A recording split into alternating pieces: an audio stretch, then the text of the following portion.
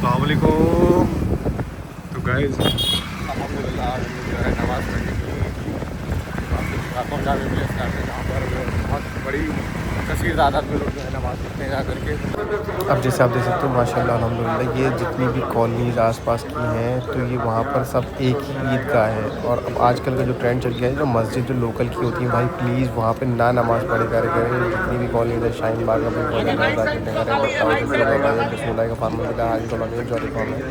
भाई, प्लीज़ ये लोकल की मस्जिद ना पढ़े करें नमाज़। ईद की सुन्नत है भाई, नमाज ईदगाह में जाके अदा करे करें।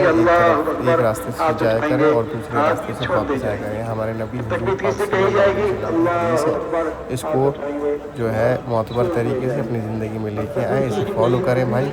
और मैं ज़्यादा नहीं बोलूँगा, अब आप नमाज़ सुनें। There is no place for racism in इस्लाम।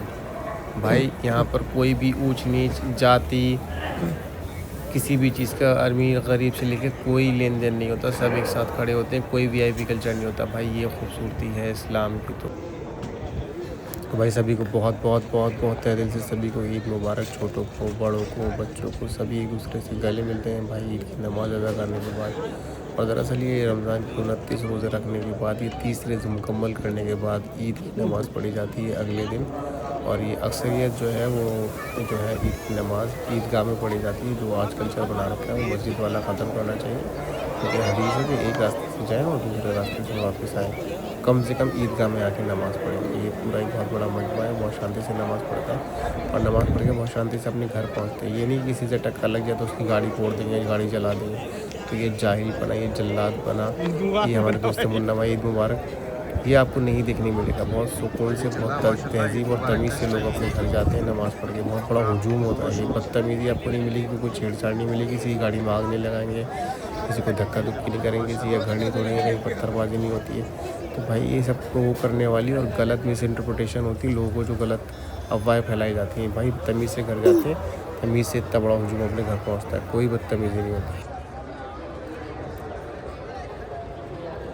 ये माशाल्लाह ये पूरा जनसैलाब है जो कि नमाज़ पढ़ के इस टाइम से घर की तरफ रवानगी कर रहे हैं। ये बिल्डिंग के सामने जो है वो जो काफ़ी स्पेसेस होते हैं गार्डन में, उसमें भी नमाज़ पढ़ी जाती है आराम से सुकून से, ताकि यहाँ पे कोई ऐसा जो है वो दिक्कत वाला मसला ना आए। आज मैं ये कह रहा था बहुत ज़रूरी यार, देखो हम तो ये खुद चाहते हैं यार, देखो कोई भी चीज़ लॉ के अगेंस्ट नहीं होनी चाहिए।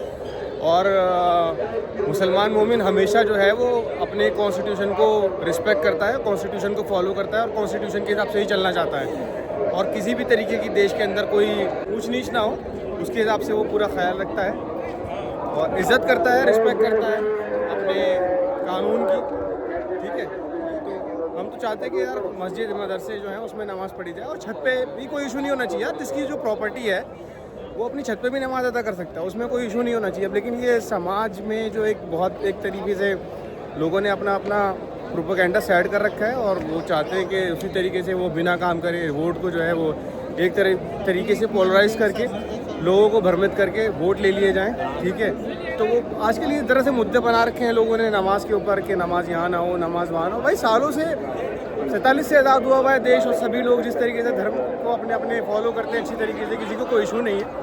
कोई नमाज़ पढ़ता है, कोई टीका लगाता है, कोई मंदिर जाता है, ठीक है, तो डीजे लेके जाते हैं, तो किसी को भी एतराज़ नहीं है भाई।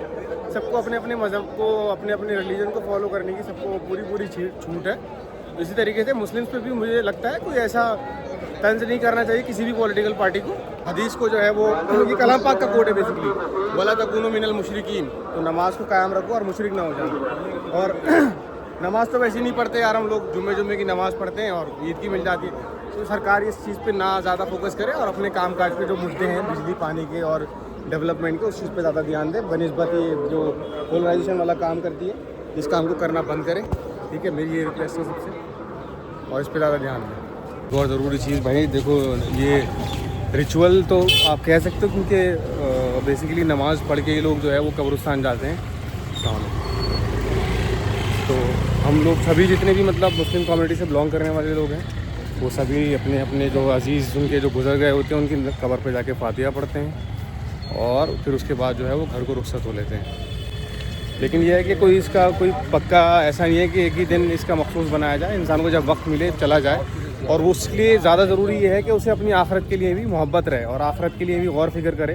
क्योंकि अगर वो मेरे हिसाब से, क्योंकि आप की हदीस भी है जिस पर कहा गया है कि आप कब्र पे जाया करो, ठीक है, ताकि आपको अपनी आखिरत ध्यान रहे, आखिरत के बारे में आप गौर फिक्र करें, आप मतलब दुनिया में बिल्कुल अंधे ना हो जाएं और दुनिया की मोहब्बत आपके दिलों में इतनी ना घुस जाए कि आप अपनी आखिरत को भूल जाएं। तो ज़रूरी है भाई कब्रिस्तान भी जाना। जितने भी अजीज़ उनके रिश्तेदार हैं जो इस दुनिया में फौत हो गए हैं, दुनिया से रुखसत हो गए हैं, तो वो लोग आते हैं आज, और मतलब जिसे भी जब टाइम मिलता है वो इंसान अपना आता है और फातिहा पढ़ के चले जाते हैं।